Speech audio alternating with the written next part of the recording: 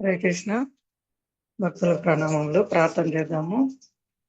నమ ఓం విష్ణు పాదాయ కృష్ణ ప్రేష్టాయ భూతలే శ్రీమతే భక్తి వేదాంత స్వామి ఇతి నామి. నమస్తే సారస్వతే దేవే గౌరవాణి ప్రచారిణి నిర్విశేష శూన్యవాది పాశ్చాత్య దేశతారిణి. जय श्री कृष्ण चैतन्य प्रभु नित्यानंद श्री अद्वैता गदाधर श्रीवासादि गौर भक्त वृंद. हरे कृष्णा कृष्णा कृष्णा हरे हरे, हरे राम राम राम हरे हरे. पांचाकल्पतरुभ्यश्च कृपा सिन्धुभ्येव च पतितानां पावनेभ्यो वैष्णवेभ्यो नमो नमः. मूकं करोति वाचालं पङ्गुं लङ्घयते गिरिं यत्कृपातमहं वन्दे श्रीगुरुदीनतारिणं परमानन्दमाधवं श्रीचैतन्य ईश्वरम्. హరే కృష్ణ. మనం భగవద్గీత యథాతథము 3వ అధ్యాయము కర్మయోగము చదువుకుంటున్నాం. నిన్నటి క్లాస్లోని అంశాలు ఏమన్నా కొన్ని గుర్తున్నవి మీరు చెప్పండి. హరే కృష్ణ.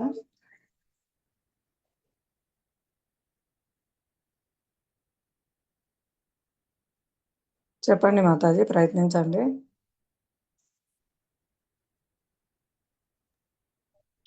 హరే కృష్ణ మాతాజీ. హరే కృష్ణ మాతాజీ. మాతాజీ బయట ఉన్నాను మాతాజీ, ఒక 10 minutes మాతాజీ. హరే కృష్ణ మాతాజీ. హరే కృష్ణ మాతాజీ. ఇక్కడే మాతాజీ.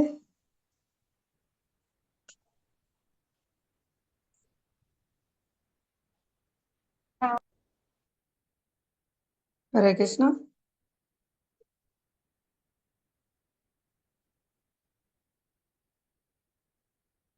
హరే కృష్ణ. నిన్న మనం చర్చించుకునే అంశాల్లో కొన్ని పాయింట్లు. నీ విద్యుక్త ధర్మమును నీవు శ్రద్ధగా నిర్వర్తింపుము, అట్లు చేయుట అసలు కర్మ చేయకపోవుట కంటేను ఉత్తమము. మానవుడు కర్మ చేయకుండా భౌతికమైన దేహమును కూడా పోషించుకొనజాలడు అని భగవంతుడు 3వ అధ్యాయం 8వ శ్లోకంలో చెప్తున్నారు. కాబట్టి మనం ఏ ఆశ్రమ వర్ణాశ్రమాల్లో ఉన్నారో వాటికి తగిన విద్యుక్త ధర్మాలను నిర్వహించండి, శ్రద్ధగా నిర్వర్తించండి. అసలే ఏం చేయకపోవటం కంటే నీ విద్యుక్త ధర్మం నిర్వహించుట ఉత్తమమైంది అని చెప్తున్నారు. ఇంకా కర్మ చేయకుండా ఈ భౌతిక జగత్తులో దేహాన్ని పోషించుకోలేరు. కాబట్టి ప్రతి ఒక్కరూ తమ విద్యుక్త ధర్మాన్ని నిర్వహించాలని చెప్తున్నారు అన్నమాట. అది విష్ణువు కొరకే యజ్ఞ రూపమున కర్మను అనరింపవలెను, లేనిచో ఈ భౌతిక జగత్తున కర్మ బంధకారకం కాగలదు. అందుచే ఓ కుంతిపుత్ర, విష్ణు ప్రీత్యర్థమే నీ విద్యుక్త ధర్మములను పునరింపము. ఆ విధముగా నీవు బంధముల నుండి సదా విముక్తుడై ఉండగలవు. ఇది 9వ శ్లోకంలో చెప్తున్నారు భగవంతుడు. కేవలం విష్ణువు కొరకే మనము యజ్ఞ రూపంలో కర్మను అనుసరించాలి, లేదంటే ఈ భౌతిక జగత్తులో కర్మ బంధకారం అవుతుంది. పాపము పుణ్యము ఫలితాలు వస్తాయి. ఆ విధంగా పాపం అనుభవించడానికైనా జన్మ తీసుకోవాలి, పుణ్యం అనుభవించడానికైనా జన్మ తీసుకోవాలి. ఈ భౌతిక జగత్తులో జన్మ అంటే మళ్ళీ ముసలితనం, వ్యాధులు, మరణము అన్నీ కూడా త్రివిధ తాపాలు బాధిస్తాయి అన్నమాట. కాబట్టి యజ్ఞ రూపమున భగవంతుని కొరకై చేసేది యజ్ఞము, విష్ణు ప్రీత్యర్థం చేసేది. కాబట్టి భగవంతునికి ప్రీత్యర్థం చేస్తూ ఉంటే ఆ కర్మలు మనల్ని బంధించవు, అవి అకర్మ అంటారు.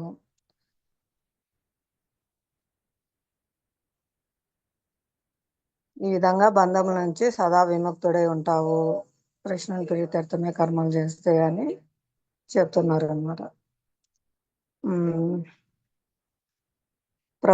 శ్రీల ప్రభుపాద వారు మనకు ఎంతో దయతో ఈ విధంగా కృష్ణ చైతన్యాన్ని ప్రసాదించి ప్రతిదీ కృష్ణుని సేవ కోసం చేసేలాగా మన కార్యక్రమాలన్నీ ఇవన్నీ ఏర్పాటు చేశారనమాట.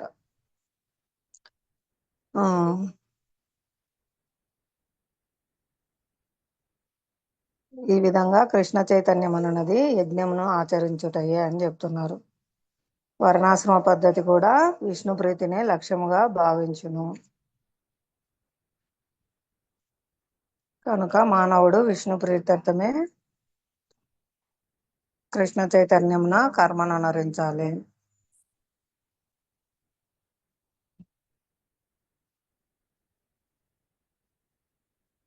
ఇక్కడ ఈ విధానము ఆచరించాలంటే ఫస్ట్ లో ఆరంభం నందు నిష్ణాతులైన వారి నిర్దేశం అవసరమై ఉన్నది అని కూడా భాష్యంలో మనకు ప్రభుపాద వారు చెప్తున్నారు అన్నమాట. కనుక మానవుడు కృష్ణ భక్తుని అనుభవపూర్వకమైన నిర్దేశమును అనుసరించి గాని లేదా శ్రీకృష్ణ భగవానుని ప్రత్యక్ష బోధనను అనుసరించి గాని నేర్పుతో వర్తించవలసి ఉండును. ఈ విధంగా శ్రీకృష్ణుని సంతృప్తి కొరకై ప్రతి కర్మను నిర్వహింపవలెను. ఇటు అభ్యాసము మానవుని కర్మఫలముల నుండి రక్షించుటయే కాకుండా భగవద్ధామమును చేర్చగల ఉత్తమమైన భగవానుని ప్రేమయుక్త సేవాస్థితికి కూడా అతనిని క్రమంగా ఉద్ధరించగలదు. తర్వాత 10వ శ్లోకంలో సృష్టారంభమున సర్వజీవులకు ప్రభువైన భగవానుడు మానవులను మరియు దేవతా సమూహములను విష్ణు ప్రీత్యర్థమైన యజ్ఞములతో సహా సృష్టించి జగత్తునకు పంపి ఈ యజ్ఞములచే మీరు సంపన్నులు కండు ఏలయన వీని ఆచరణము మీ సుఖజీవనమునకు మరియు బంధ విముక్తికి కావలసిన సర్వాభిష్టములను పొసంగును అని ఆశీర్వదించెను. ఈ విధంగా ఈ యజ్ఞములు విష్ణు ప్రీత్యర్థం ఉండే యజ్ఞములు భగవంతుడు ఇచ్చారు. కలియుగ ధర్మము హరినామ సంకీర్తన యజ్ఞము సులభమైన పద్ధతి. దీని ద్వారా సుఖజీవనం వస్తుంది మరియు బంధ విముక్తికి కారణము కావలసిన సర్వాభిష్టములను వసుగుతుంది అని భగవంతుడు ఆశీర్వదించారనమాట.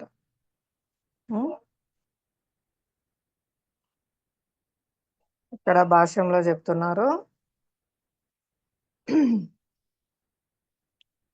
వేదాల ద్వారా తెలుసుకోవాల్సిన వాడిని నేనే అని భగవంతుడు చెప్తున్నారు. అందరికీ ప్రభువు పతి అని చెప్తున్నారు. ఈ విధంగా భగవంతుడు ప్రజాపతి, అతడే సమస్త జీవులకు, సమస్త లోకములకు, సమస్త సౌందర్యములకు పతి అన్నమాట. ఆ సర్వానికి అతడే సంరక్షకుడు. ఈ విధంగా చైతన్య మహాప్రభు స్వయం భగవాను ఈ యుగజనుల ఉద్ధరణకై కలియుగమున హరినామ సంకీర్తన యజ్ఞము ప్రవేశపెట్టినారనమాట. చైతన్య మహాప్రభు గురించి 11వ స్కందము 5వ అధ్యాయము 32వ శ్లోకంలో కృష్ణవర్ణం తుషా కృష్ణం సాంగోపాంగాశ్ర పార్షదం యజ్ఞ సంకీర్తనై ప్రాయే యజంతి సుమేధసః. ఈ కలియుగమునందు మేధా సంపన్నులైన మానవులు నిత్య పార్షదులతో కూడి ఉండేది భగవానుని సంకీర్తన యజ్ఞాచరణముచే పూజింతురు అని తెలుపబడింది. ఇంకా 11వ శ్లోకంలో యజ్ఞములచే సంతృప్తి నందిన దేవతలు మీకు తృప్తి కలిగింతురు. ఆ విధంగా మానవులు మరియు దేవతల నడుమ గల పరస్పర సహకారంచే సర్వులకు శ్రేయస్సు కాగలదు. ఈ విధంగా హరినామ సంకీర్తన యజ్ఞం చేస్తే దేవతలకు ఆహారం లభిస్తుంది. ఆ విధంగా దేవతలు మానవులకు కావాల్సిన అవసరాలన్నిటినీ ప్రసాదిస్తారు. ఈ విధంగా ఇద్దరి పరస్పర సహకారంతో సర్వులకు కూడా శ్రేయస్సు కలుగుతుంది అని చెప్తున్నారు. దేవతలు లోక కార్యములను నిర్వహించుటకై భగవానునిచే నియమించబడినారనమాట. మన పోషణార్థమై కావాల్సిన గాలి, వెలుతురు, నీరు మరియు ఆహారము, ఇతర వరాలన్నిటినీ సమకూర్చు కార్యం దేవతలకు ఇవ్వబడింది. వాళ్ళందరూ కూడా భగవంతుల్లోని దేహంలో వివిధ భాగములు, అంటే అందరూ జీవాత్మలే అన్నమాట. భగవంతుడు ఒక్కడే దేవాదేవుడు.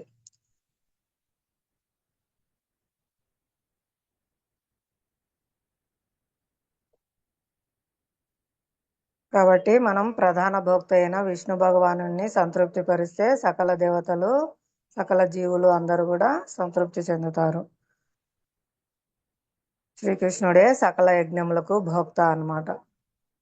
భోక్తారాం యజ్ఞ తపసాం సర్వలోక మహేశ్వరం సుహృదం సర్వభూతానాం జ్ఞాత్వా మాం శాంతి మృచ్యతి అని భగవద్గీత 5:29 శ్లోకంలో చెప్పబడింది.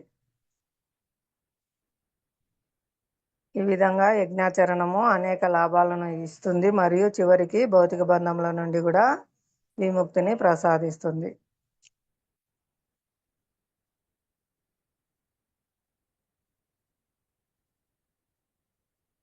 ఈ విధంగా యజ్ఞాచరణముచే ఆహార పదార్థములు శుద్ధములగును.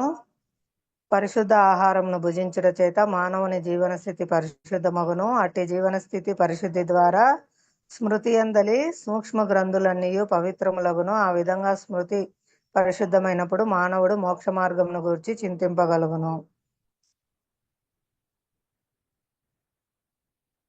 ఇవన్నీ కలిసి చివరికి ప్రస్తుత మానవ సమాజమునకు అత్యంత ఆవశ్యకమైన కృష్ణ చైతన్యమునకు దారితీయును.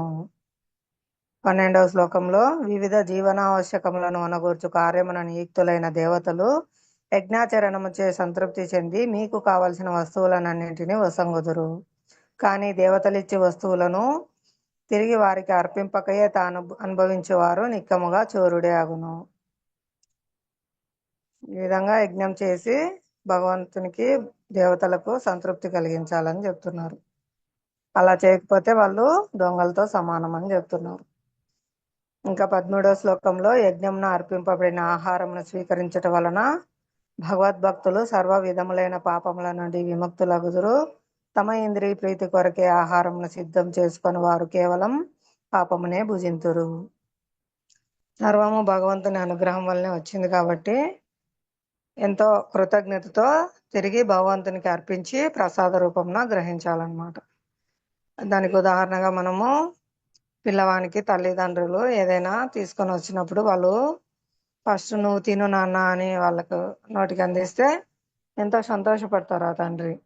ఆయన దగ్గర అన్నీ ఉన్నాయి, ఆయనే తెచ్చిచ్చారు ఆ పిల్లవానికి. కానీ ఎప్పుడైతే ప్రేమగా ఆ పిల్లవాడు నువ్వు తిను నాన్న అని పెడతారో ఆ ప్రేమను చూసి నా మీద ఎంత ప్రేమ ఉందని ఆ తండ్రి ఎంతో సంతోషపడతారు అనమాట. అలాగే అన్ని మనకు భగవంతుడి నుంచే వస్తున్నాయి. భగవంతుడు ఎంతో మనకు కరుణతో ఇస్తున్నారు అన్ని. కానీ మనం ఎప్పుడైతే తిరిగి కృష్ణ ఇవన్నీ నువ్వు ఇచ్చినవే, ధన్యవాదాలు, దయచేసి దీన్ని స్వీకరించు అని ఇస్తే, అర్పిస్తే భగవంతుడు ఎంతో సంతోషిస్తారు. ఎందుకు? మన ప్రేమను చూసి ఆయన సంతోషపడతారు మన పట్ల. హరే కృష్ణ.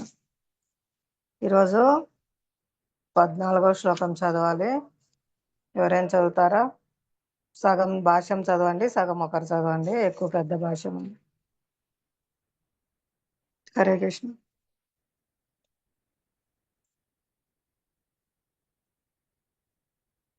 ప్రయత్నించండి.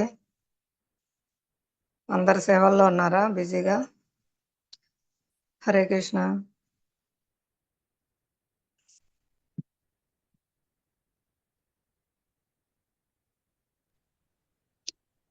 దండవత్ ప్రణామములు మాతాజీ. హరే కృష్ణ మాతాజీ. ప్రణామములు మాతాజీ. చదవండి. హరే కృష్ణ. భగవద్గీత యథాతథము అధ్యాయము 3 14వ శ్లోకము. అన్నాద్భవంతి భూతాని పర్జన్యాదన్న సంభవః యజ్ఞాద్భవతి పర్జన్యో యజ్ఞః కర్మ సముద్భవః. భావము: జీవదేహములన్నీయును వర్షం వలన ఉత్పన్నమైనట్టి ఆహార ధాన్యముపై ఆధారపడి జీవించును. వర్షములు యజ్ఞాచరణముల వలన కలుగును. విహిత కర్మాచరణముల నుండి యజ్ఞము ఉద్భవించుచున్నది. భాష్యము. శ్రీల ప్రభుపాదికి జై. భగవద్గీతకు గొప్ప వ్యాఖ్యత అయిన శ్రీల బలదేవ విద్యాభూషణులు ఇట్లు రచించి ఉన్నారు. ఏ ఇంద్రాద్య గంతయావస్థితం యజ్ఞ సర్వేశ్వరం విష్ణుమభ్యర్చ్య తచ్చేషమశ్యంతి తేన తద్దేహ యంత్రం సంపాదయంతి తే స్తనః సర్వేశ్వరస్య యజ్ఞపురుషస్య భక్తః సర్వకిల్బిషైర్ అనాదికాల వివృద్ధిర్ ఆత్మానుభవ ప్రతిబంధ కైర్నిఖిలైః పాపైర్విముచ్యంతే. గీతభూషణ 2.13. యజ్ఞ పురుషునిగా లేక సర్వయజ్ఞ భోక్తగా ప్రసిద్ధి నొందిన పరమపురుషుడు దేవతలందరికీ ప్రభువు. దేహమునందలి సర్వావయములు దేహమును సేవించున్నట్లుగా ఆ దేవతలందరూ భగవానుని సేవింతురు. ఇంద్రుడు, చంద్రుడు, వరుణుడు వంటి దేవతలు సృష్టి పాలనకై నియమింపబడిన అధికారులైనందున వారి సంతృప్తి కొరకై వేదముల యజ్ఞములు నిర్దేశించుచున్నవి. యజ్ఞముల వలన తృప్తి నొంది దేవతలు ధ్యానమును సమృద్ధిగా ఉత్పత్తి చేయుటకు కావలసినంత గాలిని, వెలుతుర్ని, నీటిని సమకూర్చుచుందురు. శ్రీకృష్ణ భగవానుని అర్చించినచో అతనిని వివిధ అంగములైన దేవతలను కూడా సహజంగానే పూజించినట్లుగాను, కనుకనే ఆ దేవతలను ప్రత్యేకించి పూజింపనవసరం లేదు. కనుకనే శ్రీ కృష్ణ చైతన్యవంతులైన భగవద్భక్తులు ఆహారమును తొలుత కృష్ణునికి అర్పించి పిదప దానిని గ్రహింతురు. ఈ విధమైన కర్మ ద్వారా దేహము ఆధ్యాత్మికంగా పోషింపగలదు. దేహమునందలి పూర్వపు పాపాలన్నీ నశించుటయే కాకుండా దేహము భౌతిక ప్రకృతిలోని సమస్త కల్మషం నుండి కూడా విముక్తి మగును. అంటువ్యాధి వ్యాపించినప్పుడు వ్యాధి నిరోధక ఔషధం వంటి అట్టి అంటువ్యాధి నుండి మానవుడు రక్షించినట్లుగా విష్ణువుకు అర్పింపబడిన ఆహారం మనలకు భౌతిక విషయాశక్తి నుండి రక్షించును. ఇట్టి అభ్యాసమునకు అలవాటు పడిన వాడే భగవద్భక్తుడుగా పిలువబడును. కనుకనే కృష్ణ ప్రసాదంని భుజించు కృష్ణ చైతన్యవంతుడు ఆత్మానుభూతి మార్గంలో పురోభివృద్ధికి అవరోధాలు వంటి పూర్వపు పాప ప్రతిక్రియల నన్నిటిని నశింపజేయును. ఈ విధంగా చేయని వాడు పాపభారమున క్రమంగా పెంచుకొని పోవుచుండును. అవి అతని భవిష్యత్ జీవితమున పాపఫలములను అనుభవించుటకు హీనమైన సుకూరములు, శునకములు దేహములను తయారు కొనుచుండును. వాస్తవమునకు ఈ భౌతిక జగత్తు కల్మషములతో నిండి ఉన్నట్టిది. భగవత్ ప్రసాదం స్వీకరించువాడు మాత్రమే వాని ప్రభావం నుండి రక్షింపబడును. అట్లు చేయని వాడు కల్మషములకు గురి అగును. హరే కృష్ణ మాతాజీ. మీరు కొద్దిగానే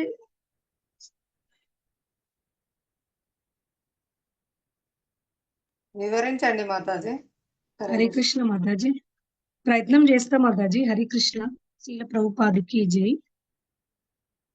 జీవదేహములన్నీ వర్షం వలన ఉత్పన్నమైనట్టి ఆహార ధాన్యంపై ఆధారపడి, అంటే ప్రతి ఒక్క జీవుడికి ఏ విధంగా ఆహార ధాన్యముల పైన ఆధారపడతాం కదా మాతాజీ.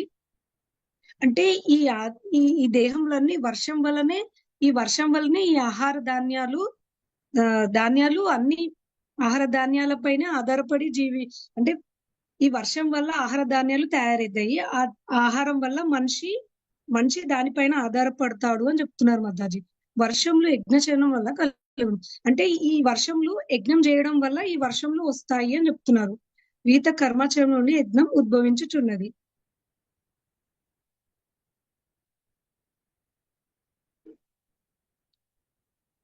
విహిత కర్మలు. భాష్యము. భగవద్గీతకు గొప్ప వ్యాఖ్యాత అయిన శ్రీ అంటే ఈ బలదేవ విద్యాభూషణులు ఇట్లు రచించున్నారంట మాతాజీ. ఈ శ్లోకం చెప్తున్నారు.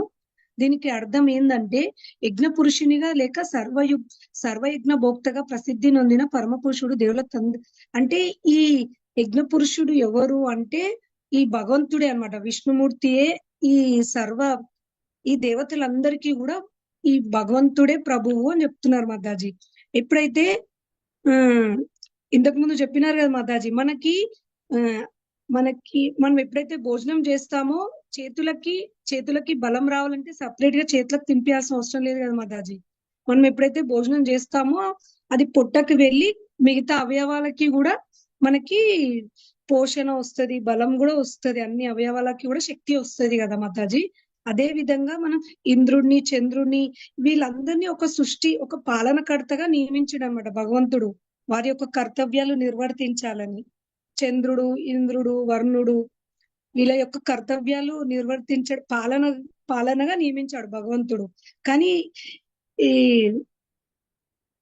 కానీ మనం ఎప్పుడైతే భగవంతుడికి అర్పిస్తే ఇంకా మిగతా దేవతలకి అర్పించాల్సిన అవసరం లేదు అని చెప్తున్నారు మాతాజీ. అంటే వాళ్ళకి మనం పూజ చేయాల్సిన అవసరం లేదు. భగవంతుడికి, విష్ణుమూర్తికి ఎప్పుడైతే పూజ చేస్తామో మిగతా దేవతలకు కూడా చేయాల్సిన అవసరం లేదు అని చెప్తున్నారు మాతాజీ.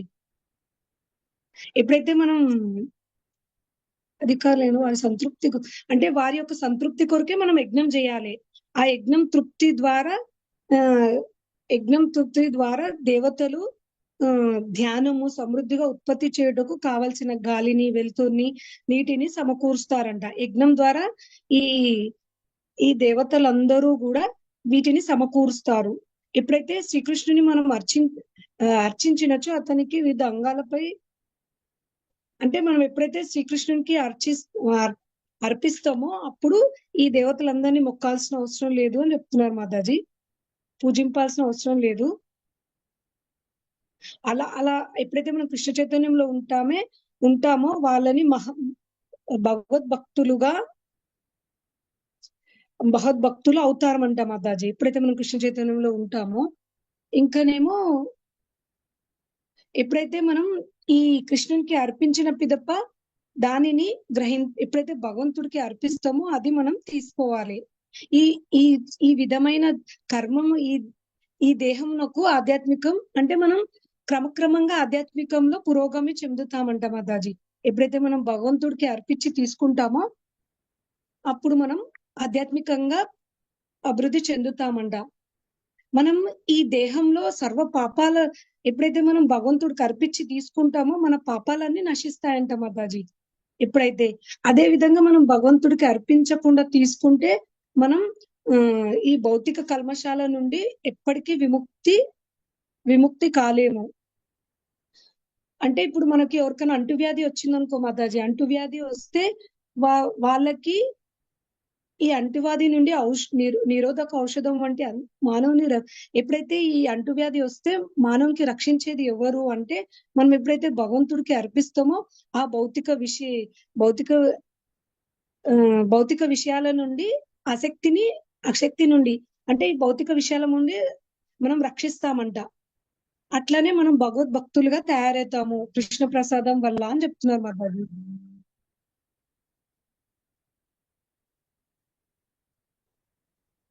అయితే ఈ భగవద్భక్తుడుగా అలాగా మనం క్రమంగా మనం భగవద్భక్తులుగా మనం తయారవుతాము అని చెప్తున్నారు మాతాజీ. అదే విధంగా మనం కృష్ణ ప్రసాదం భుజించే కృష్ణవంతుడైన ఆత్మానుభూతి మార్గం పురోగమి, అంటే ఎలాంటి అవరోధాల నుండి కూడా మనం ఈ పాప ప్రతిక్రియలన్నిటినీ కూడా మనం నశిస్తాయి అని చెప్తున్నారు మాతాజీ. ఎప్పుడైతే మనం భగవంతుడికి అర్పించకుండా తీసుకుంటామో మనకి పాపాలు పెరిగిపోతాయంట. పాపాల భారము పెరిగిపోతుంది. భవిష్యత్తులో కూడా మనం హీనులుగా, శునకములుగా మనం దేహం తయారు చేసుకుంటామంట మాతాజీ.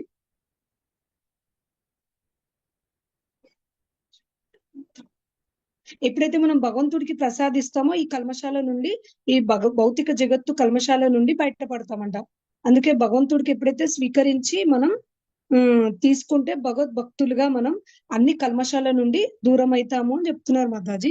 హరే కృష్ణ మాతాజీ. ధన్యవాదాలు మాతాజీ ఇంత సమయం ఇచ్చినందుకు. మాతాజీ.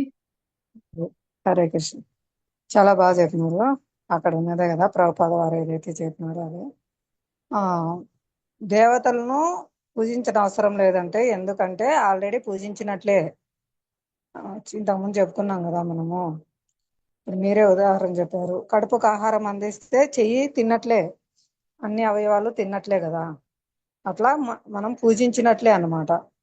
2000 నోట్లలో 1000 రూపాయలు ఉంటుంది, 500 ఉంటుంది, 10 రూపాయలు ఉంటుంది, 100 ఉంటుంది, అన్నీ ఉంటాయి. కాబట్టి హైయెస్ట్ ఏదైతే మనం దేవాదేవుడు శ్రీకృష్ణ భగవాను పూజిస్తామో అది ది హైయెస్ట్ అన్నమాట.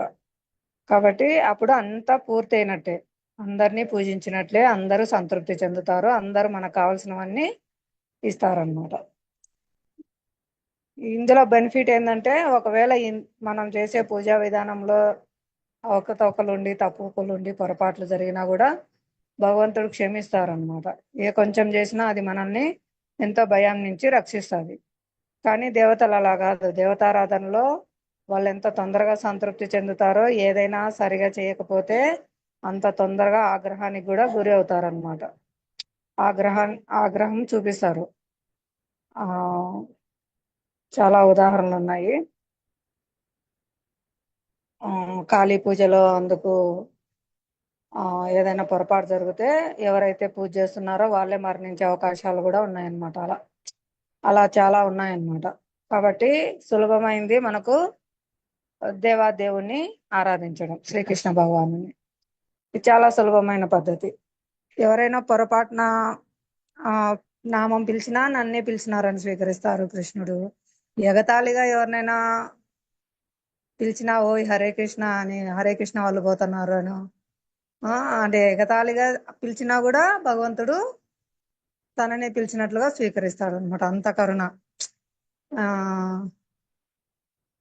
ఇది అసలు ఊహించలేము మనము. అంత పరమ కరుణ అనమాట. అసలు వాళ్ళకు భగవద్ ధ్యాసే ఉండదు. ఏం భగవంతుని పిలుస్తున్నామనే అనుకోరు. ఎవరో పేరు పెట్టుకుంటారు, లేదా షాపులకు పేరు ఉంటాయి, మనం వాటిని పిలుస్తుంటాం, వాటి గురించి ఏదైనా మాట్లాడుతుంటాం, అయినా భగవంతుడు నన్నే పిలుస్తున్నారు అని స్వీకరిస్తారనమాట. అంత కరుణ. మహాకరుణ మహావదాన్యాయ. హరి ఓం. నెక్స్ట్ ఎవరైనా చదువుతారా?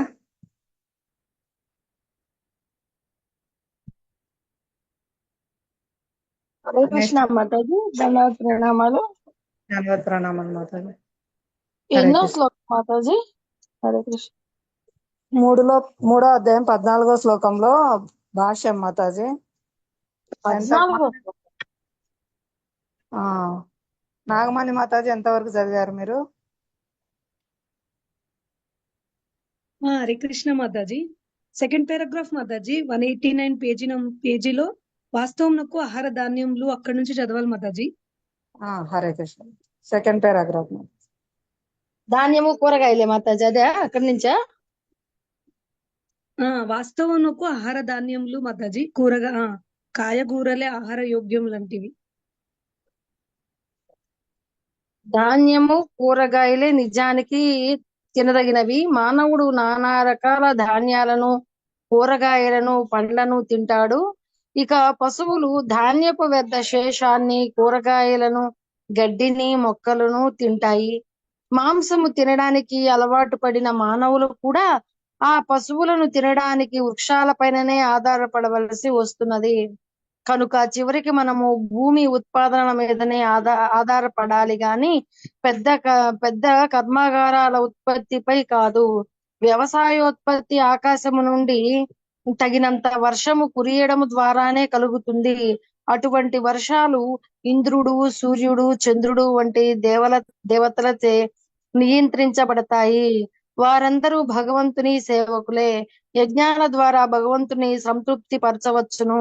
అందుకే వాటిని చేయలేని వాడు కొరతకు లోనవుతాడు. ఇది ప్రకృతి నియమము. అందుకే కనీసము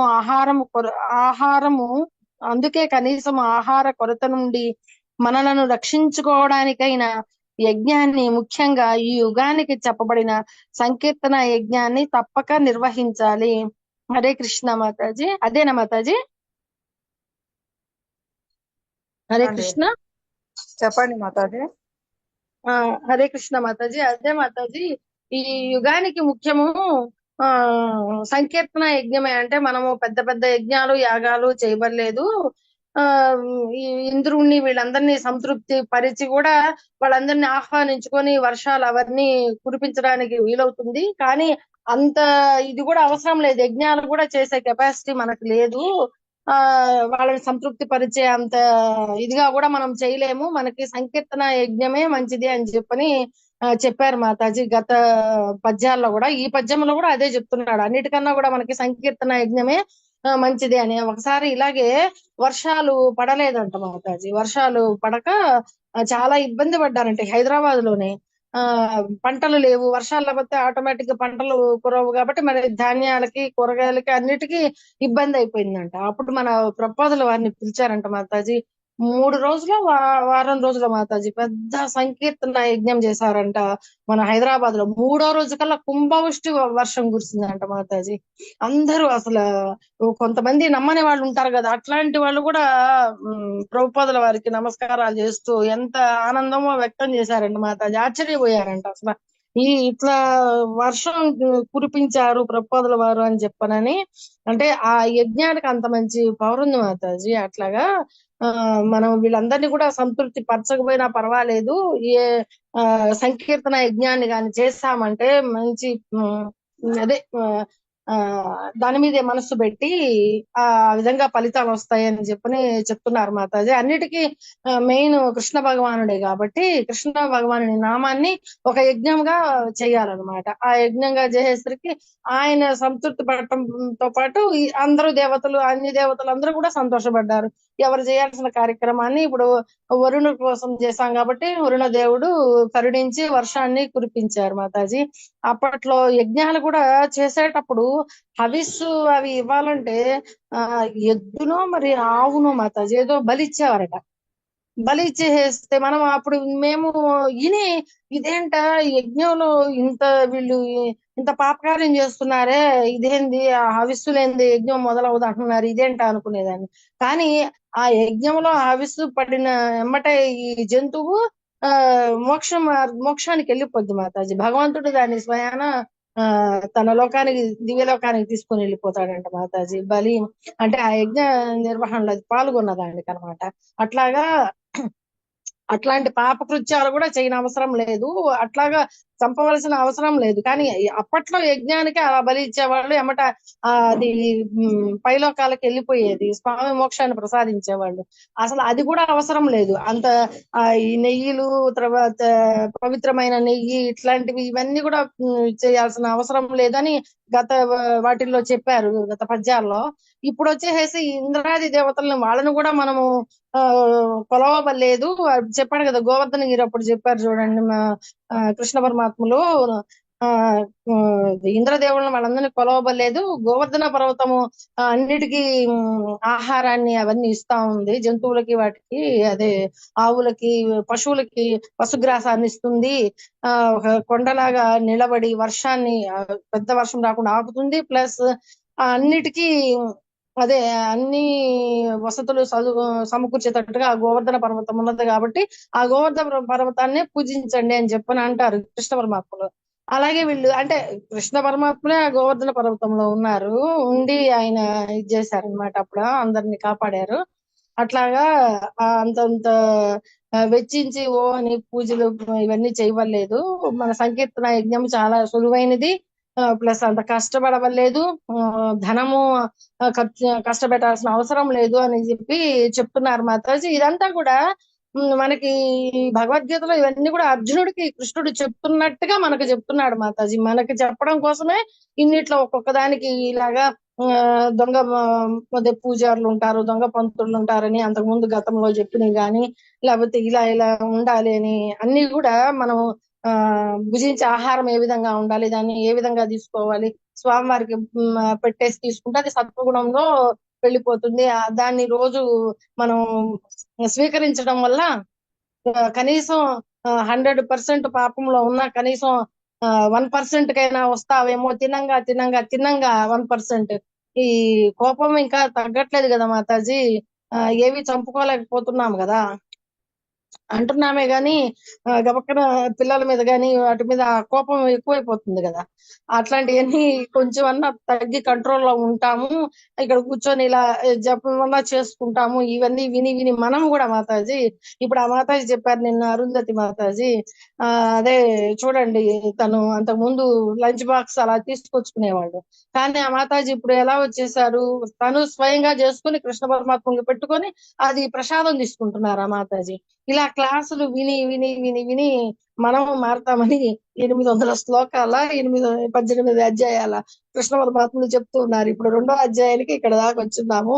ఇంకా అక్కడికి వెళ్ళేసరికి ఎలా ఉంటుందో ఏమో మాతాజీ. హరే కృష్ణ. చాలా టైం తీసుకున్నాను. హరే కృష్ణ. హరే తప్పకుండా. హరి వాళ్ళు బాగా చెప్పినారు మాతాజీ. చాలా చక్కగా చెప్పినారు గోవర్ధన్ లీల అన్ని కూడా. అక్కడ నంద మహారాజు గోపులకు కూడా మనకు బోధించడానికే దేవతారాధన అవసరం లేదు, మనం గోవర్ధనగిరిని పూజిద్దాము అని చెప్తున్నారు కృష్ణుడు. గిరి గోవర్ధన్ స్వయం కృష్ణుడే అనమాట. కృష్ణుని ద్వారా మనకు సమస్త అవసరాలన్నీ తీరుతున్నాయి కాబట్టి కృష్ణుని సంతృప్తి పరచడం ద్వారా ఆటోమేటిక్గా అందరినీ సంతృప్తి పరిచినట్లే అనమాట. హరి బోల్. ఇంకా ఇక్కడ మానవులకి ఆహార ధాన్యములు మరియు కాయగూరలే ఆహార యోగ్యములు అని చెప్తున్నారు. ఈ విధంగా మానవులు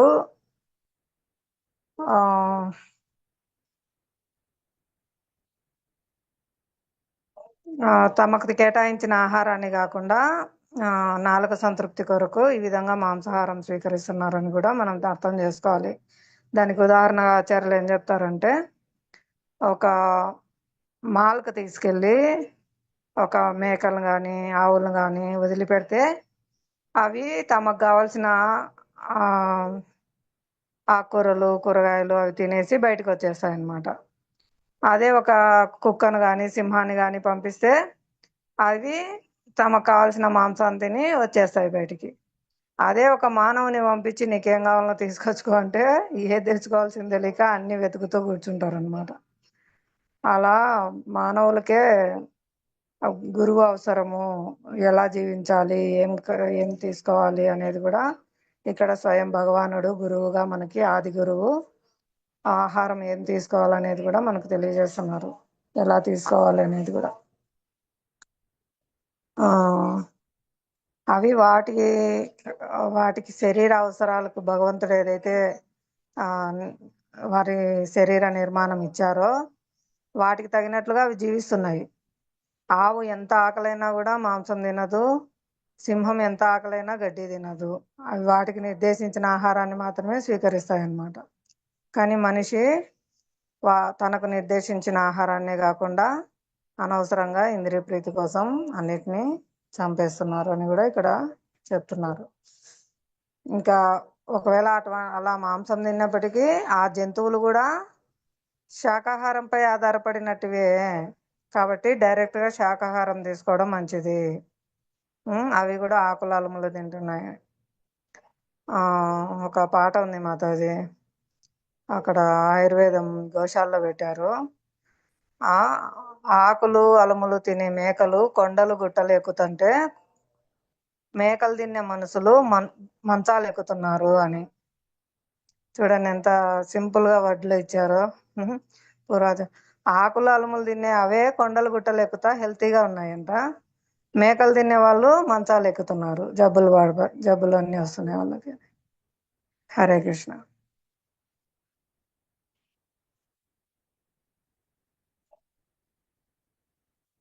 ఈ విధంగా కర్మాగారంలో తయారయ్యే వస్తువులపై కాదు, పొలంలో పండే ఆహార పదార్థాలపైనే అందరూ జీవించాల్సి ఉంది అని కూడా ఇక్కడ మనకు తెలియజేస్తున్నారు.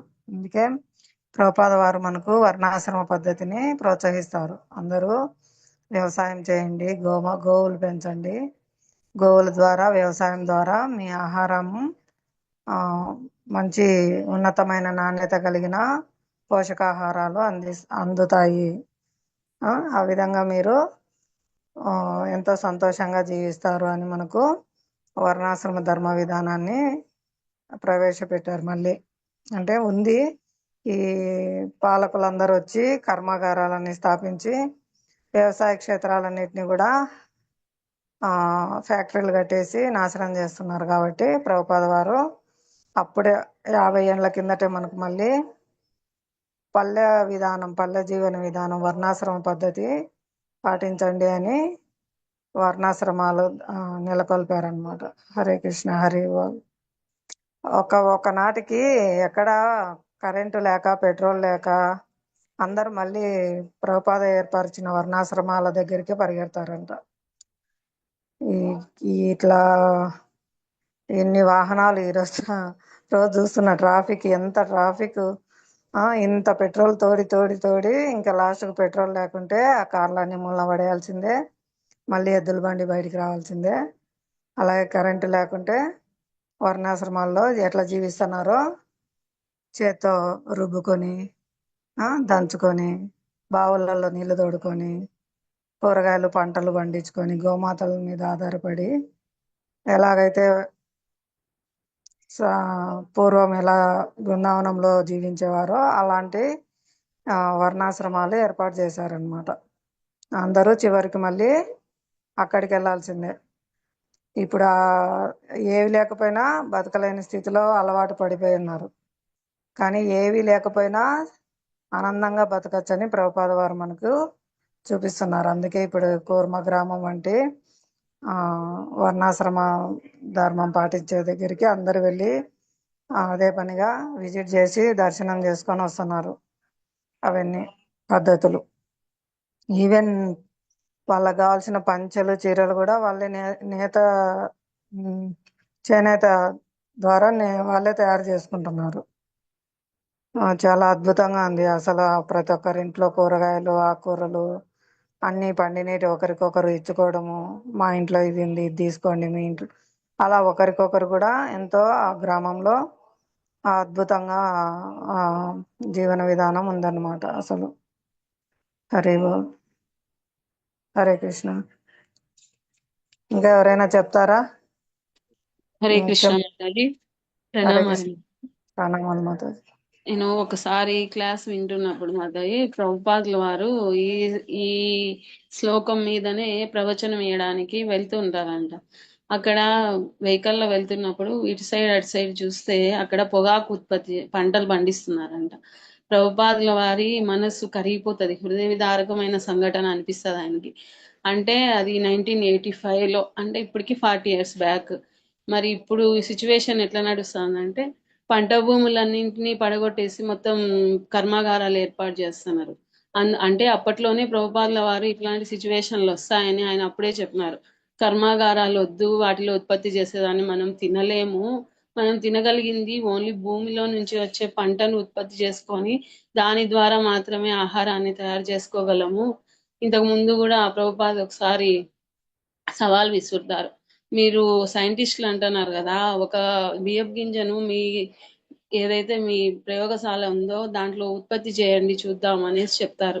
అంటే మన శక్తి, మన ఎనర్జీ అనేది ఎంతవరకు ఉంటుంది, భగవంతుని శక్తి అనేది ఎట్లుంటుంది అనేసి మనం ఇక్కడ అర్థం చేసుకోవచ్చు. మనం ఎప్పుడైనా కూడా ప్రకృతి మీద ఆధారపడి జీవించగలమే కానీ మన సొంత ప్రయోగాల మీద మాత్రం జీవించలేము అనేది ఇక్కడ అర్థం చేసుకోవచ్చు. హరే కృష్ణ. హరే బోల్. హరే కృష్ణ. ధన్యవాదాలు మాతాజీ. అందుకే ఆచార్యులు ఎంతో ముందు దృష్టితో మనకు వర్ణాశ్రమాలన్నీ ఇచ్చారన్నమాట.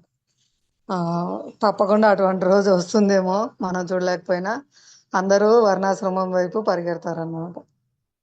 హరే కృష్ణ. నెక్స్ట్ ఎవరైనా శ్లోకం చదువుతారా? 15వ శ్లోకం భావం భాష్యం.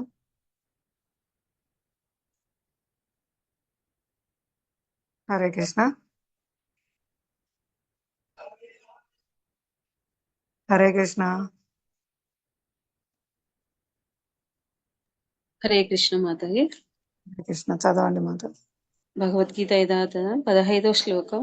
కర్మ బ్రహ్మోద్భవం విద్ధి బ్రహ్మాక్షర సముద్భవం తస్మాత్ సర్వగతం బ్రహ్మ నిత్యం యజ్ఞే ప్రతిష్ఠితం.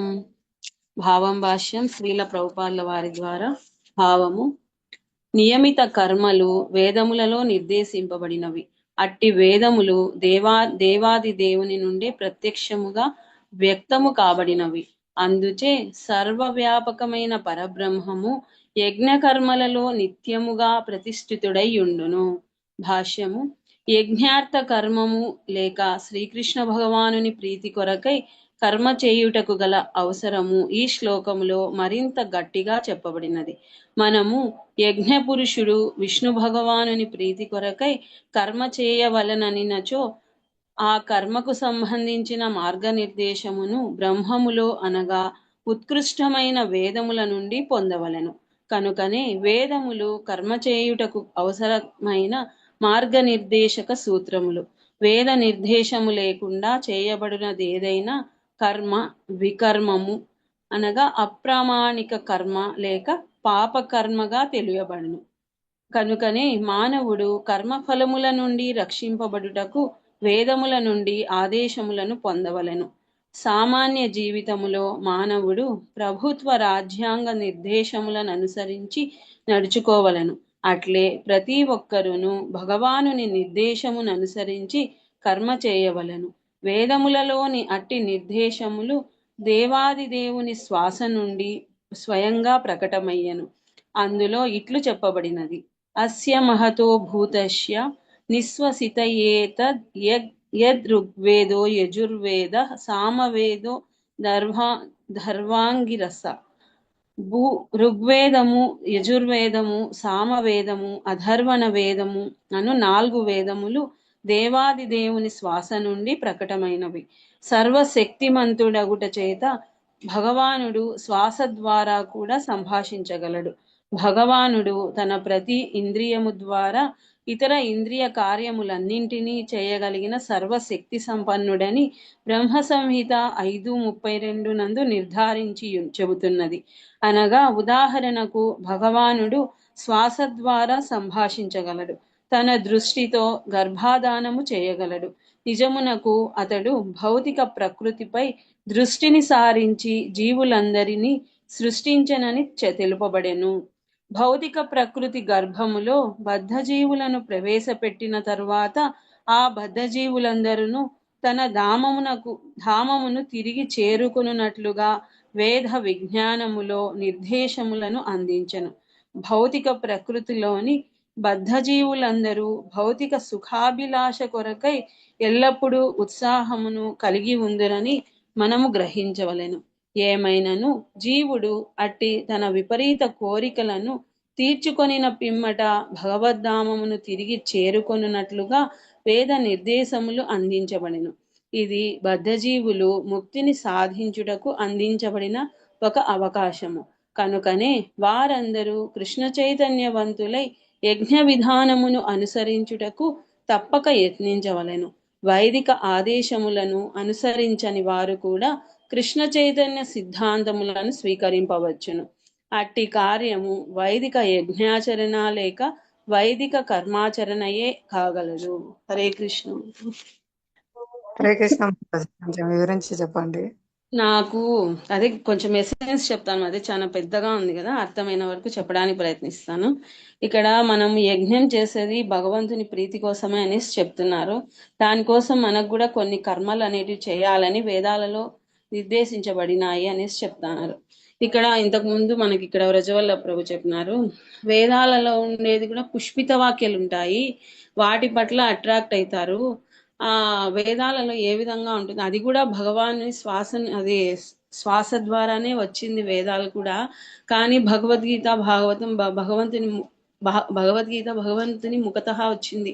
అంటే నోటి నుంచి మనకు అర్థమయ్యే విధంగా భగవానుడు మనకి ఇచ్చినాడు అనమాట. అది కూడా భగవంతుని నుంచే వచ్చింది, ఇది కూడా భగవంతుని నుంచే వచ్చింది. కానీ ఇక్కడ ప్రవృత్తి నివృత్తి మార్గాలు అనేసి కూడా ఇంతకు ముందు మీరు చెప్పినారు. ప్రవృత్తి మార్గం అంటే భోగించి తర్వాత చివరికి భగవంతుడిని అర్థం చేసుకోగలిగేది. నివృత్తి మార్గం అంటే అటువంటి భోగించేది అనేది ఏం లేకుండా అక్కడికి కట్ చేసేసి పూర్తిగా భగవంతుని అర్థం చేసుకునే విధానాన్ని మనకు చెప్పేది నివృత్తి మార్గము. ఇక్కడ మనకు వేదాలు అనేది ప్రవృత్తి మార్గాన్ని బోధిస్తే, మనకు కృష్ణ చైతన్య మార్గం అనేది మనకు నివృత్తి మార్గాన్ని బోధిస్తుంది అనమాట. వేదాలు కూడా మనకు నేర్పించేది దేవాదేవుడు శ్రీకృష్ణ భగవానుడనే చెప్తాయి. కానీ ఎప్పుడంటే చివరి దశలో చెప్తాదన్నమాట. కానీ మనకు ఇక్కడ కృష్ణ చైతన్య మార్గం అనేది స్టార్టింగ్ నుంచే దేవాదేవుడు శ్రీకృష్ణ భగవానుడు అనేది అర్థం చేసుకునే దానికి ఉంటుంది. అక్కడ వచ్చేసి వివిధ దేవతలను ఏ విధంగా తృప్తిపరచాలా, ఒక్కొక్క దేవతకు ఒక్కొక్క తృప్తిపరిచే మార్గాన్ని చెప్తారు. చివరికి దేవాది దేవుడిని తృప్తిపరిచేది కృష్ణ చైతన్య మార్గం ద్వారా అనేసి చెప్తారు వేదాలలో. కానీ కృష్ణ చైతన్య మార్గము అది ఎవరైనా చేయొచ్చు. అది వేదాలు నేర్చుకోవాలంటే కూడా ఒక బ్రాహ్మణునికి మాత్రమే అవకాశం ఉంటుంది. కానీ కృష్ణ చైతన్య మార్గం అనేది ప్రతి ఒక్కరికి అవకాశం అనేది ఉంటుంది అనేసి ఇక్కడ చెప్తారు మాధవి. హరే కృష్ణ.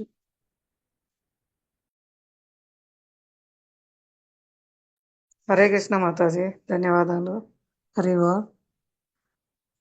భగవద్భక్తులందరికీ ఒక చిన్న విన్నపము. రేపు ఏకాదశి ఉపవాసము ధాన్యాలు తీసుకోకుండా పండ్లు, పాలు, కూరగాయలు లేదా సగ్గుబియ్యం వాటితో చేసిన కిచిడి మొదలైనవి తీసుకోవచ్చు అన్నమాట. ధాన్యము ఏకాదశి రోజున స్వీకరించరాదు. నాకు తెలిసి ఇక్కడ ఉన్న వాళ్ళందరూ పాటిస్తూనే ఉంటారు. ప్రయత్నించండి అందరూ. ఏకాదశి అంటే ఇక్కడ కొన్ని వివరాలు చెప్తున్నారు ఆచార్యులు. 5 జ్ఞానేంద్రియాలు, 5 కర్మేంద్రియాలు, మనస్సు ఉంటాయి కదా. మనస్సు ఈ ఇంద్రియాలకు నాయకుడు అనమాట. కాబట్టి వీటిని ఈ 11ని నియంత్రించడం కోసమే మనకు ఏకాదశి వ్రతం అన్నమాట. భగవంతుని సంతృప్తి కొరకు చేయాలి. అంటే దగ్గరకు, వాసం అంటే ఉండడము. ఎక్కువ భజన, కీర్తన, కథాశ్రవణము, కథాకీర్తన చేస్తూ భగవంతునికి దగ్గరగా ఉండడము. దీన్ని ఎట్లా పోలుస్తారంటే ఒక వెహికల్ను సర్వీసింగ్కి ఇవ్వడం లాంటిది అనమాట. వెహికల్ను సర్వీసింగ్ చేయడం లాగా మన శరీరాన్ని కూడా, ఆత్మను కూడా, మనస్సును సర్వీసింగ్ చేయడం అనమాట. ఇది మాధవ తిథి అంటారు. మాధవ తిథి భక్తి జనని, భక్తిని ప్రసాదిస్తుంది. భగవంతుడు సంతృప్తి చెందడం వలన సమస్తము సంతృప్తి చెందుతుందన్నమాట. కేవలం భగవంతుని సంతృప్తి కొరకే మనం ఏదైనా చేయాలి అని చెప్తారు ఆచార్యులు. మనం తులసి మహారాణి ఎందుకు పూజిస్తున్నాం? భగవంతునికి ప్రియం కాబట్టి తులసి మహారాణి పూజిస్తున్నాం. అలాగే ఏకాదశి ఎందుకు పాటించాలి అంటే భగవంతునికి ఇష్టం కాబట్టి మనం ఏకాదశిని పాటించాలన్నమాట. అలా ఏం చేసినా కూడా భగవంతుని ప్రీత్యర్థమే, కేవలం భగవంతుని ప్రీత్యర్థమే మనము ఆచరించాలి. దానివల్ల మనం భగవత్ ప్రేమ పొందుతామన్నమాట. స్వయం భగవానుడే ఏకాదశి వ్రతం మహిమ చెప్పినప్పటికీ కూడా వాటి ఫలాల కోసం కాకుండా కేవలం భగవంతునికి ఇష్టం కదా మాధవ తిథి ఏకాదశి, మనకు భక్తిని ప్రసాదిస్తుంది, భగవంతునికి ఎంతో ప్రియమైనది కాబట్టి మనం ఏకాదశి పాటించాలనే భావనతో మనం ఏకాదశి పాటించాలన్నమాట. హరే కృష్ణ. ధన్యవాదాలు అందరికీ. నెక్స్ట్ శ్లోకం భావం చదువుతారా ఎవరైనా? 16వ శ్లోకం భావం భాష్యం.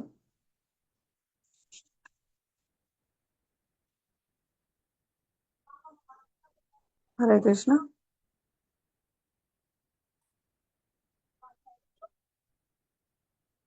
హరే కృష్ణ.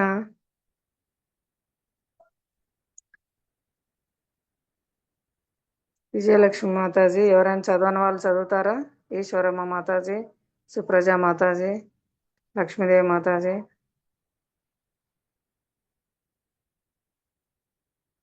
3వ అధ్యాయము 16వ శ్లోకము.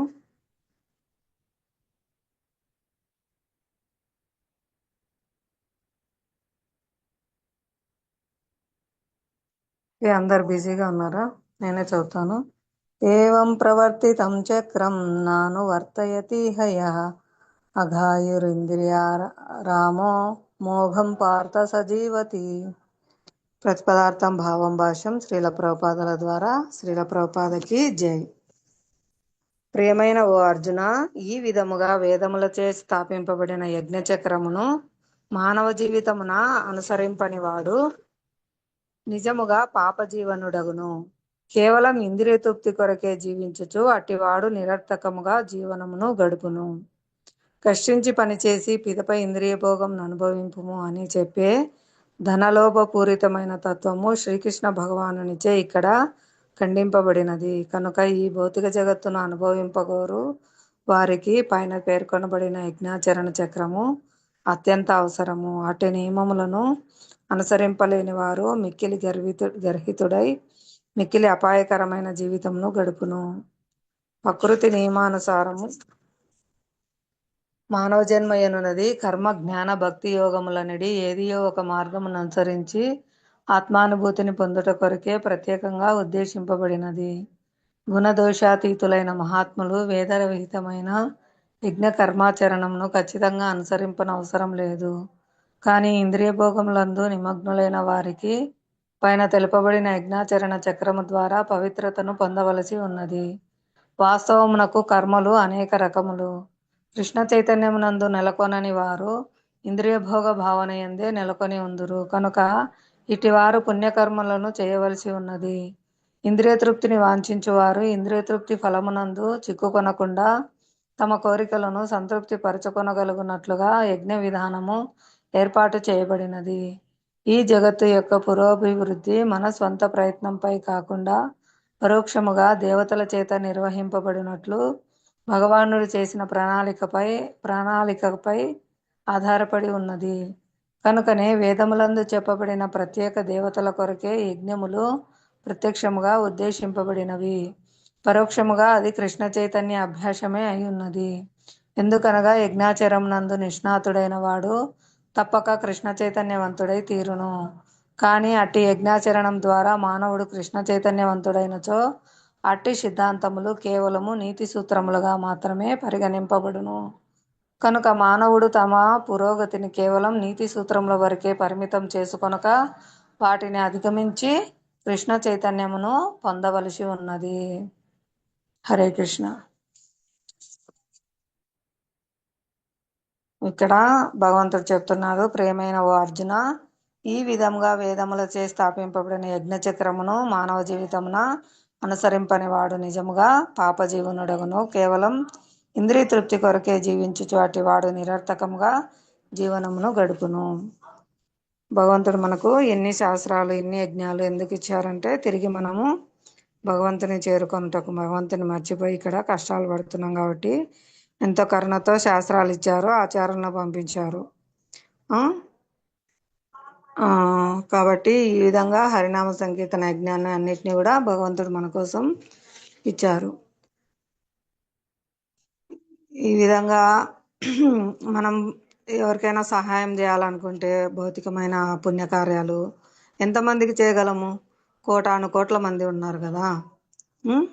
వారికి చేసే శాశ్వతమైన సేవ ఏంటంటే జీవుడు శాశ్వతంగా ఆనందంగా ఉండేలా చేయడం అన్నమాట. అదే అన్నిటికంటే గొప్ప సహాయము.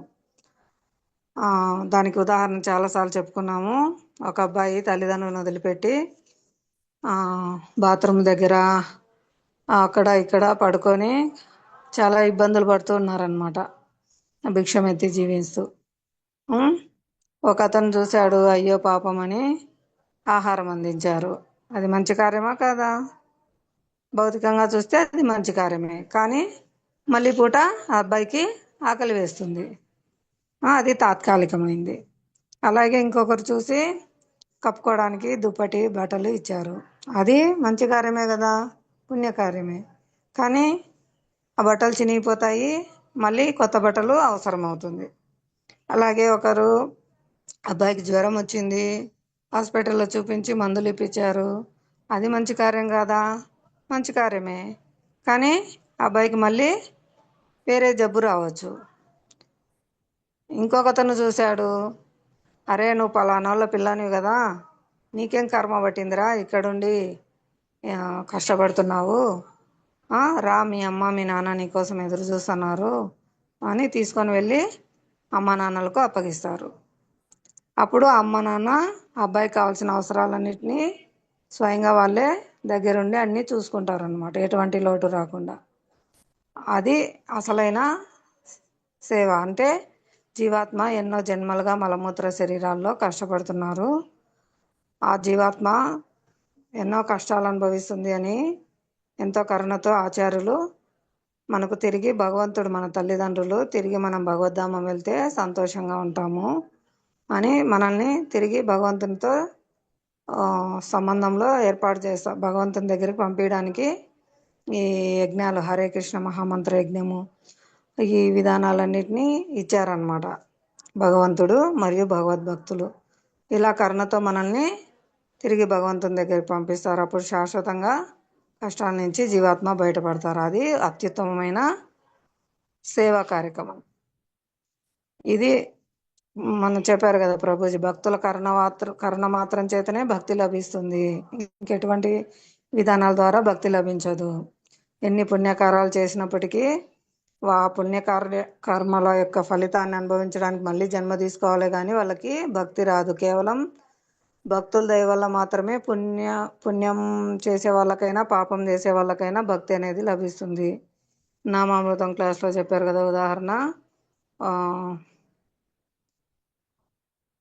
మృగారికి నాదమహర్షి దయ వల్ల భక్తి లభించింది, ఎంత పాప జీవనుడైనప్పటికీ. అలాగే పుణ్యకర్మలు చేసేవారికైనా భక్తుల దైవతోనే వాళ్ళకి భక్తి లభిస్తుంది. ఉదాహరణకు ఎవరైనా చలివేంద్రాలు పెట్టి నీళ్ళు ఇస్తుంటారు, అనుకోకుండా అక్కడికి భక్తులు వెళ్ళి నీళ్లు తాగితే వాళ్ళకి భక్తి సుకృతి లభిస్తుంది అనమాట. లేదా వాళ్ళు భక్తుల్ని పిలిచి నీళ్లు తాగుదురండి స్వామి అని పిలిచినా కూడా వాళ్ళకి భక్తి సుకృతి లభిస్తుంది అనమాట. వాళ్ళు చేసేది పుణ్యకార్యమైనప్పటికీ భక్తులకు సేవ చేయడం ద్వారా వాళ్ళకి భక్తి అకౌంట్ స్టార్ట్ అవుతుంది అనమాట. భక్తి సుకృతి, భక్తి చేసుకోవడానికి వాళ్ళకి అవకాశం లభిస్తుంది. వాళ్ళు అలా ఒక్కొక్క పైసా పోగు చేసుకుంటారు అనమాట భక్తులకు సేవ చేయడం ద్వారా. దానికి ఇంకొక ఉదాహరణ, ఎవరైనా పేదవాళ్ళందరికీ ఆహార ధాన్యాలు, ఆహారము పంపిణీ చేస్తుంటారు. అందులో భాగంగా భక్తులకు కూడా ధాన్యము అన్ని సేవలు చేశారంటే వాళ్ళు భక్తులు ఆ ధాన్యాన్ని భగవంతునికి సమర్పించి నైవేద్యంగా ప్రసాద రూపంలో తాము తీసుకుంటారు, అందరికి ఇస్తారు. ఆ విధంగా ఆ ఇచ్చిన వ్యక్తికి భక్తి సేవ చేసిన భాగ్యం లభిస్తుంది. ఆ విధంగా భక్తులు అతనికి భక్తి సుకృతిని ఇస్తారనమాట. ఆ విధంగా భౌతికమైన పుణ్యము భక్తుల ద్వారా మాత్రమే భక్తి పుణ్యంగా మారుతుంది. భక్తుల అనుగ్రహం చేతనే భక్తి అనేది లభిస్తుంది. వాళ్ళకి ఏమైనా భక్తి చేసుకోవడానికి ఆటంకాలు ఉన్నాయి, అవన్నీ కూడా తొలగిపోతాయి. వాళ్ళు కేవలం దర్శన మాత్రంతోనే పవిత్రం చేస్తారు భగవద్భక్తులు. భక్తుల్ని దర్శనం చేసుకోవడం వల్ల కూడా మనకు భక్తి సుకృతి లభిస్తుంది అనమాట. భక్తి చేసుకోవడానికి ఇంకా ఎక్కువ అవకాశం మనకు భక్తి సుకృతి అనేది కలుగుతుంది. కేవలం భక్తుల సందర్శనం చేత లవమాత్ర సాధు సంఘ లవమాత్ర సాధు సంఘ సర్వసిద్ధిహయ. సాధు సంఘం లవమాత్రం తీసుకున్నా కూడా సర్వము సిద్ధిస్తుంది అనమాట వారికి. కాబట్టి ఈ విధంగా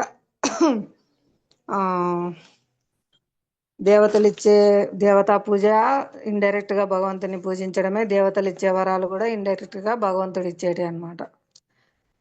కాబట్టి ఈ విధంగా క్రమక్రమంగా వాళ్ళు భగవద్భక్తికి కూడా చేరుకుంటారు. కానీ భక్తులు డైరెక్ట్గా కృష్ణ చైతన్యాన్ని ఆచరించి సులభ పద్ధతిలో లిఫ్ట్లో వెళ్ళినట్టు, హెలికాప్టర్లో వెళ్ళినట్టు స్పీడ్గా వాళ్ళు ఉన్నతి సాధిస్తారు. ఈ పద్ధతులన్నీ ఏంటంటే వేదాల్లో బోధించేవి, గుణకర్మ రీత్యా వాళ్ళకు తగినట్టు దేవతారాధన, ఇది చేస్తే అది వస్తుంది, అది చేస్తే ఇది వస్తుంది, ఇవన్నీ కూడా క్రమక్రమంగా తీసుకెళ్ళేటన్నమాట పైకి, మెట్లెక్కి వెళ్ళినట్లు. కాబట్టి చాలా సులభమైన పద్ధతి. భగవంతుడు భక్తులు మనకు హరినామ సంకీర్తన యజ్ఞాన్ని ఇచ్చారు. చాలా సులభ పద్ధతి ద్వారా పురోభివృద్ధి అనేది శీఘ్రంగా ఉంటుందన్నమాట. హరే కృష్ణ. అందరికీ ధన్యవాదాలు. సమయం అయింది. ఎవరికైనా ఏమైనా డౌట్లు ఉన్నాయా ఇప్పుడు చెప్పుకునే అంశాల్లో? హరే కృష్ణ. హరే కృష్ణ. ఓకే, హరే కృష్ణ. అందరికీ ధన్యవాదాలు, ప్రణామాలు. శ్రీమద్ భగవద్గీత యథాతథంకు జై. శ్రీమాన్ మధురేష్ ప్రభుజీకి జై. శ్రీల ప్రభుపాదకి జై. అనంత కోటి వైష్ణవుకి జై. నమాచార్య శ్రీ హరిదాస్ ఠాకూర్కి జై.